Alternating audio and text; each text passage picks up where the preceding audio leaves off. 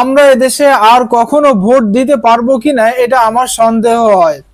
দেখুন, গত সরকারের আমলে আমার নিজের ভোটটাও কিন্তু আমি দিতে পারি নাই।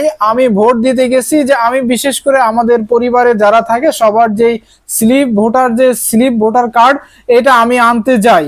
আমি আনতে গেছি, ছোট ভাই ব্রাদার আমার যারা বসেছিল এলাকার ভাই ব্রাদার, ওরা আমাকে বললো যে ভাইয়া ওনরা মহিলারা কষ্ট করে আসবে, তো ওনাদের আসার কি দরকার, আমরা নিজেরা দায়িত্ব নিয়ে ওনাদের ভোট দিয়ে দিছি।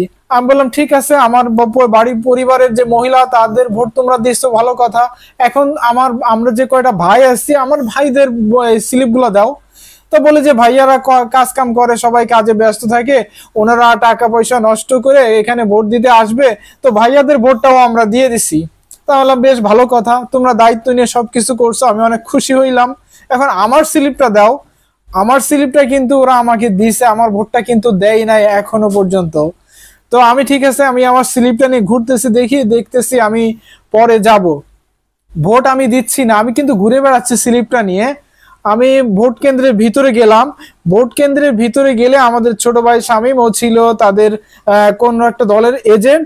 তো দেখি সে তড়িঘড়ি করে, যারা ভিতরে ছিল তারা আমাকে অনেকে সাংবাদিক ভেবে তড়িঘড়ি করে ওরা করতেছে কি যে ওই যে যারা ভোট দিতে গেছে অনেকগুলো, তাদেরকে বের করে দিচ্ছে। আমি আবার অবশ্যই একটা সাংবাদিকের সাথে মাঝে মাঝে চলাফেরা করতাম, তো সবাই এই জন্য আমাকে সাংবাদিক মনে করতো। তো যাই হোক, হঠাৎ করে একটা লোক এসে আমাকে বলতেছে যে ভাইয়া মরা ভোট বাদে আর সবগুলো দিয়ে দেন। চিন্তা করেন যে যারা মারা গেছে তাদেরটা বাদে আমাকে সবার ভোট দিয়ে দিতে বলতেছে। ভাবছে কি, উনি মনে করছে আমি মনে হয় ভোট দিতে গেছি, আমারে কি ভাই পাগলে কামড়াইছে, আমি মানুষের হক মারবো? একটা মানুষের ভোট, আমি একটা মানুষের গণতান্ত্রিক অধিকার, সেটা আমি কেন ক্ষুণ্ণ করতে যাব? তো যাই হোক, আমি বললাম যে এই লোকটাকে, যে লোকটা আমাকে এসে বলতেছে যে মরাবাদে বাকি সবগুলো ভোট দিয়ে দেন, সেই লোকটাকে আমি জানতে চাইলাম ইনি কে। তো ইনি বলতেছে এখানে নাকি প্রিজাইডিং অফিসার নাকি কোনো একটা কর্মকর্তা, যাই হোক ভোট কেন্দ্রে যারা থাকে, যে সমস্ত সরকারি কর্মকর্তারা থাকে তাদের ভিতরে একজন।